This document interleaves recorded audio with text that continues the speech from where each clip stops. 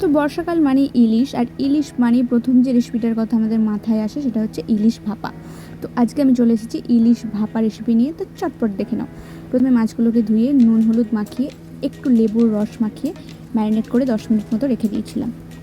তারপরে এখানে সর্ষেটাকে অবশ্যই নুন দিয়ে পেস্ট করবে, না হলে কিন্তু তিতো হয়ে যাবে।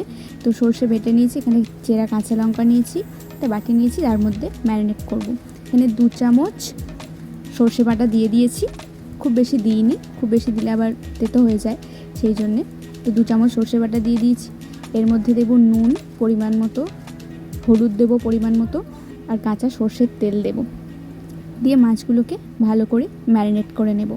এখানে আমি 4 পিস মাছ দিয়েছি, 4 পিস মাছ দিয়ে ভালো করে ম্যারিনেট করে নিয়েছি। ম্যারিনেট করে একটু রেখে দিয়েছিলাম কিছুক্ষণ। তারপরে দেখো একটা টিফিন কৌটোর মধ্যে সমস্ত ম্যারিনেটটাকে ভরে দিয়ে 10 মিনিট রেস্টে রেখেছিলাম। তারপরে দেখো এরকম দেখতে হয়েছে। এবার একটা প্রেশার কুকার নিয়ে নেবে, প্রেশার কুকারের ঢাকনাটার মধ্যে সিটি গার্ডার সমস্ত কিছু খুলে টিফিন কৌটোটা বসিয়ে দেবে। জল যেন টিফিন কৌটোর ওপরে না যায়, একদম নিচে থাকে। তারপরে 20 মিনিট ভাপে রাখলেই রেডি আমাদের ইলিশ ভাপা। তো তোমরাও চটপট বানিয়ে ফেলো। সত্যি বলতে কি, কাঁচা সর্ষের আর তেলের যে ফ্লেভারটা থাকে না ইলিশ ভাপাতে, এই দিয়েই মনে হয় পুরো ভাতটাই খেয়ে নিই। সত্যি একদম পাগল করা।